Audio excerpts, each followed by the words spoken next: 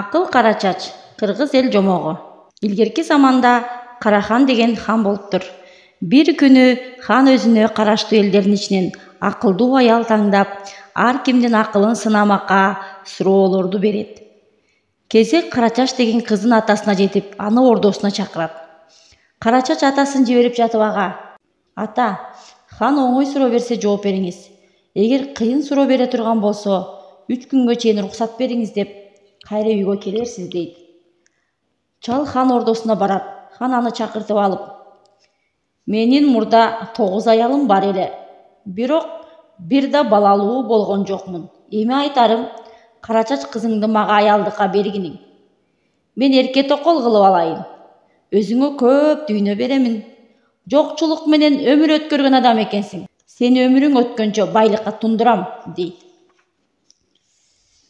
"Сизге кызымды токолдукка берип, көп дүйнө алып байыгандан көрө, өзүмдүн күндөлүк эмгегим менен балык кармап оокат кылганым артык эмеспи?" деп чал жооп берет. Чалдын бул сөзүнө ачуусу келген хан: "Чалды даргага тарткыла!" деп желдеттерине буйрук берет. Ошондо чал коркуп кетет да 3 күнгө уруксат сурап үйүнө кайтмак болот. Чалды 3 күнгө бошотуп жатып хан: "3 күнгө чейин сөзүмдү орундатпасаң, баары бир курулган дарышул калыбында турат. Тирүү кутуламын деп ойлобогун. Мен айткан сөзгө макул болуп, кызыңды бересиң" дейт. Чал корккон боюнча сандалып үйүнө келет да тескери жаткан калыбында ыйлай берет. Ата, эмне ыйлайсыз? 1000 күнгү караңгылыктан 1 күнгү жарыкчылык артык" деген бар. "Ата, кайта ханга барып сөзүнө макул дей бериңиз. Кантсе да хан кызыңызды мага бер деп айткан чыгар. Сиз калынга мал сураңыз, ошондо гана кызымды беремин деңиз. Ал калын жайы мындай: биринчи кийиктин 10 улагын, 20 түлкү, 30 карышкыр, 40 арстан, 50 ат, 60 чидер, 70 аркан, 80 каны жок кургаган жүрөк бериңиз деп айтыңыз. Ушуну берсеңиз кызымды беремин. Андан соң кайгысы жок картан молдого кызым экөөңөр никеңерди кыйдыргыла деңиз. Ушуну айтып келе бериңиз" деп атасына сөз үйрөтүп жөнөтөт. Кызынын бул сөзүнө чал аң-таң калып, ханга барганда коркуп жатып араң айтат. Чалдын сөзүнө хан кубанып, сураган малыңдын баарын таап берем деп үйүнө кайтарат.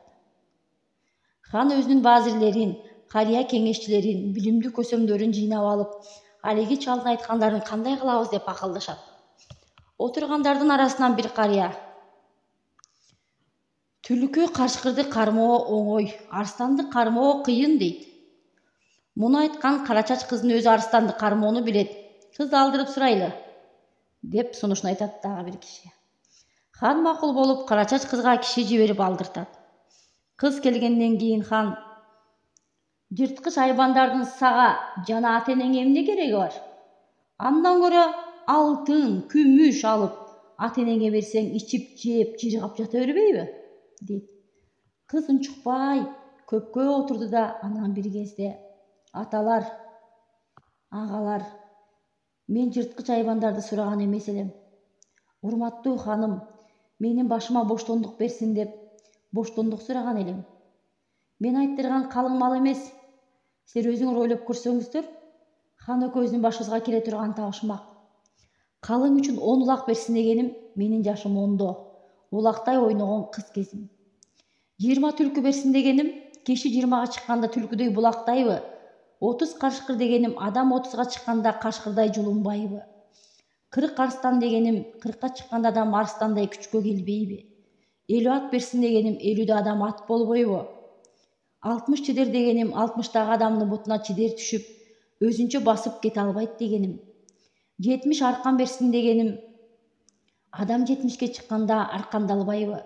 80 каны жок жүрөк дегеним, 80ге чыкканда адам каны жок жүрөктөй кургабайбы? Кайгысы жок картаң молдого нике кыйдырсын дегеним, картаң адамдардын ичинен кайгы капасы жок бир адам да болбойт. Ошондуктан менин никемди кыйдыра албай, мага уруксат бербейби деген менин ханга карата айткан табышмактуу суроом болчу. Ушул отурган аксакалдар хан баш болуп, менин суроомду териштирип көргүлөчү. Айткандарымдын катасы болсо кайталайын, болбосо ханга тийбеймин. Хан мени албайт деген сөзүм эмеспи. Бул сөзүмдү ойлоп чечип, мени кыйноодон бошотуп, уруксат берүүңүздөрдү сураймын деп кыз таазим кылды. Ошондо отургандардын ичинен бир аксакал адам: балам, кара чач кызым, бактың ачылсын, жолуң болсун айланайын, деп хандын уруксаты жок эле кызга бата берип жиберет. Отургандар жалп эле бата тилешет, кызга каалоо тилектерин билдирип жаалап кетишет.